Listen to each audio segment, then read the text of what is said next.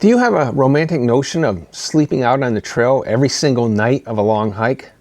I can tell you, you will have some uncomfortable nights. For older hikers like us, those nights don't just wear us down physically, they can wear us down mentally as well. I've toughed out some pretty rough nights on the trail, and we do need to be prepared for them. But sometimes, for our physical and mental health, we need a break. When we were younger, we could bounce back from a night of cold, damp, or broken sleep. As we got older, the margins got thinner. Nights in wet gear, shivering in our sleeping bag, or lying awake because our hips ache on the hard ground take a toll. Poor sleep slows recovery. Staying damp for days makes us more prone to hypothermia, even at temperatures that would not have bothered us years ago. When our body is constantly working to stay warm, it has less energy to heal sore muscles or fight off colds and infections that can end a trip early. Here's where hostels come in. They can be a lifeline. A warm bed, hot shower, laundry and dry clothes, a place to charge electronics, including a portable CPAP machine if you use one, and the ability to resupply at a hostel or in town. A 0 day is much better at a hostel than out on the trail unless you are at an exceptionally nice spot. In 2023, I hiked 480 miles of the Appalachian Trail from the approach trail at Amicalola Falls in Georgia to Damascus, Virginia, a lash or long-ass section hike.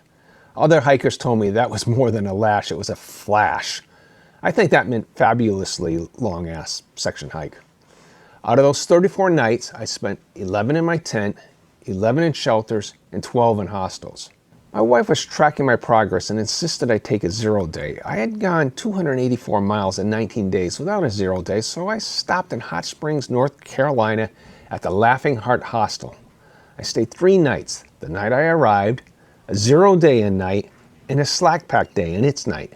A slackpack is when you do a day hike in the middle of a longer hike, carrying only what you need for that day. That slackpack day was not just for fun. If I had left from Hot Springs directly, I would have been right in the middle of a no camping zone at dusk, closed because of bear activity. Hiking through it was allowed, but camping there was not. By being dropped off in the middle of that zone and slackpacking south back to the hostel, I knocked out miles with no concern about nighttime bear activity. The next day, I was dropped off at the same point to continue my journey north, clearing the closed area before I had to camp again. You see, the bears can read and they know not to pass the sign where it says camping is allowed now. In New Hampshire's White Mountains, the system of huts and lodges offers bunks and meals. You need reservations and they are expensive. You have to stick to your agenda or you'll miss your meals. Section hikers can work them into their schedules easier than thru hikers can. And if you're an AMC member, you get a discount which adds up over multiple nights. Going north into the Whites, just trail south of Mount Musalaki, I recommend you stay at the Hiker's Welcome Hostel before starting those tough miles. I use the huts and lodges extensively to get through this tough section of trail. That's a story for another day. The Appalachian Trail has one of the best hostel networks of any long-distance trail in the U.S. A cottage industry for hiker support has grown up over the years, but many hostels are only open seasonally, and if you're section hiking outside the busy season, some may be closed. On the Pacific Crest and Continental Divide trails, hostels are rarer. On those trails, you may rely more on motels or trail angels.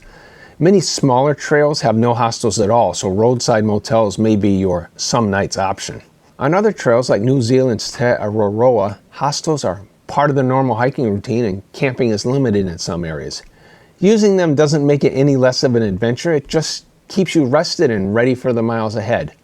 One blog I read estimated 30 stays at hostels over the 3,000 kilometer length, or about once every 60 miles or so. All but the hardest core thru hikers take some nights in hostels. We older hikers might just stay at them more often. Only on the northern 117 miles of the Appalachian Trail are there no trailside hostels, and even then I got a campsite, laundry, and a shower at the A-Ball Bridge campground at the northern end of the 100-mile wilderness. One of my 6 mindset rules for older hikers is that planning is not preparing. And that's true, but it doesn't mean no planning is necessary. Before any long hike, check the internet for information on hostels along your hiking route. In a future video, I'll demonstrate how one phone app, the Far Out application, can help.